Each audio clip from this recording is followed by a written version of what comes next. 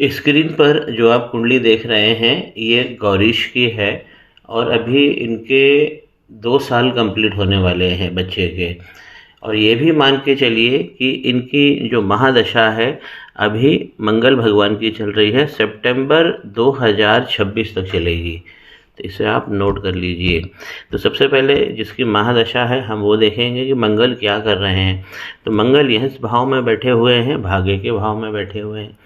शनि और चंद्रमा जब भी युति करेंगे तो ये गड़बड़ होता है, इसे हम अस्थि भंग योग कहते हैं। और साथ में यहाँ चंद्रमा भी बैठे हैं, तो शनि और चंद्रमा का यहाँ पर विष योग भी लग गया है और शनि और मंगल भगवान का अस्थि भंग योग लग गया है।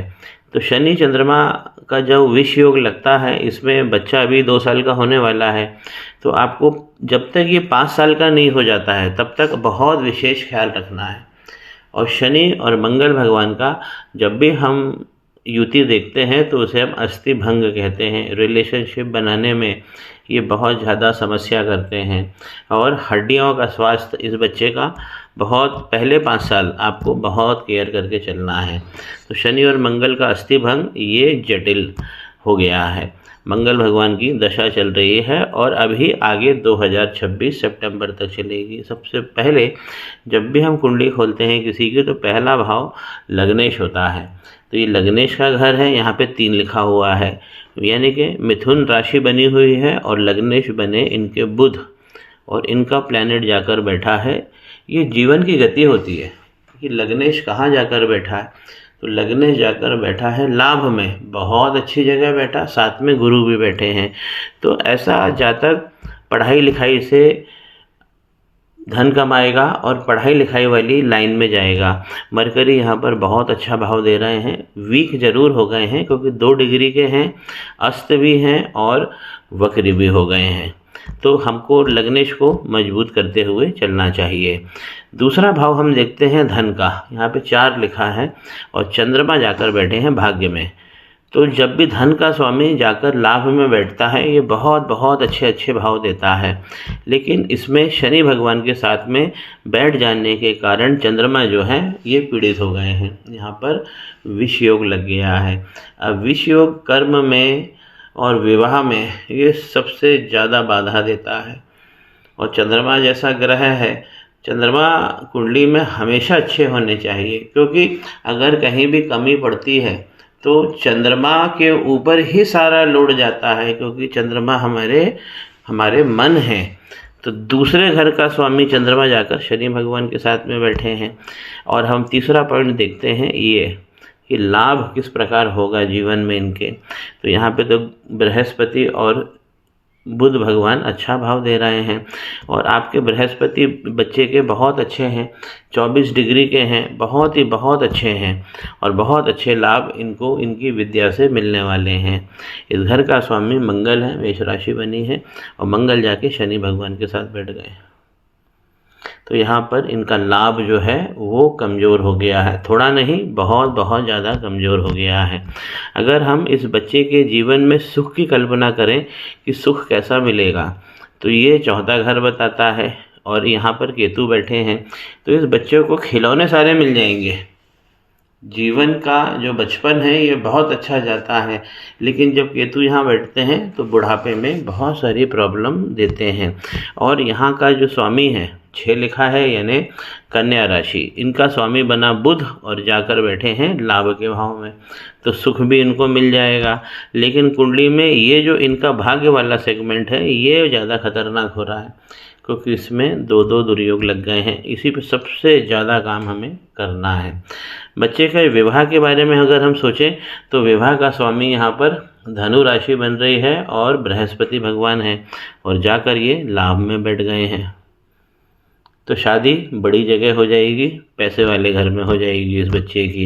इनके बृहस्पति भी अच्छे हैं और सप्तमपति भी अच्छे हैं, लेकिन मंगल हमेशा दिक्कत देंगे इनको। लाभ में और कर्म में बहुत सारी दिक्कत इन्हें मिलेगी।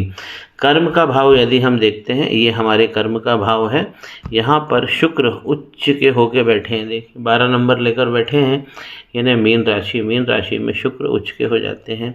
लेकिन सूर्य और राहु भगवान का ये ग्रहण योग जो है ये बहुत घातक हो गया है। तो कर्म में बहुत सारी बाधा आएगी, पिता के जीवन में भी बहुत सारी बाधाएं सूर्य और राहु उत्पन्न करेंगे। तो हमको इस ग्रहण पे भी काम कर लेना चाहिए, तो इससे इनकी कुंडली मजबूत बन जाएगी। अभी हम देख रहे हैं नवांश में भी सूर्य और राहु साथ में बैठ गए हैं पराक्रम में। तो प्रयास इस बच्चों को बहुत करना पड़ेगा अपना जीवन बनाने के लिए, और यही इनके पिता का भी स्वभाव इसमें स्पष्ट हो रहा है। राहु सूर्य यहाँ पर भी है, साथ में राहु सूर्य यहाँ पर भी है। नवांश कुंडली में हम देखते हैं कि कौन सा ग्रह किस घर में जाकर भावों की प्रधानता कर रहा है। तो शनि और राहु ऊपर भी है, माफ़ कीजिए, सूर्य और राहु ऊपर भी हैं, सूर्य और राहु नीचे भी है। तो कुंडली ग्रहण के अंदर आ गई है। और यहाँ पर आप देखेंगे कि वीनस फिर से कर्म के क्षेत्र में बैठे हैं। तो वीनस से रिलेटेड ये अगर ये काम करेगा, शिक्षा का तो काम अच्छा करेगा ही, वीनस से रिलेटेड, शुक्र भगवान से रिलेटेड कॉस्मेटिक का काम करना, या कोई भी चमकीली चीज़ों का काम करना, कोई ग्लॉसी पेपर का काम करना, इसमें इसको बहुत बहुत फ़ायदा होने वाला है। शनि भगवान की पोजीशन नवांश में भी ठीक आ रही है। चंद्रमा की मुक्ति भी हो जा रही है। चंद्रमा जो ऊपर गड़बड़ थे, चंद्रमा जो भाग्य में यहाँ पर गड़बड़ हो रहे थे, यहाँ पर जाकर मुक्त हो गए हैं, लेकिन चंद्रमा फिर भी 12वें स्थान पर आ गए हैं।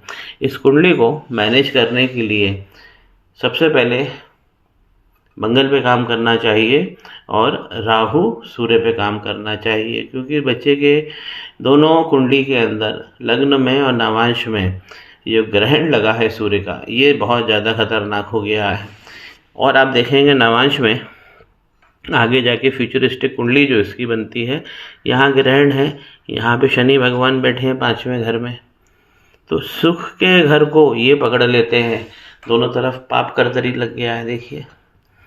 क्योंकि ये जो चौथा घर आप देख रहे हैं ये वाला, इसके दोनों तरफ मैलेफिक प्लैनेट बैठ गए हैं, और मंगल जैसे ग्रह चौथे भाव में इसको मांगलिक भी बना रहे हैं।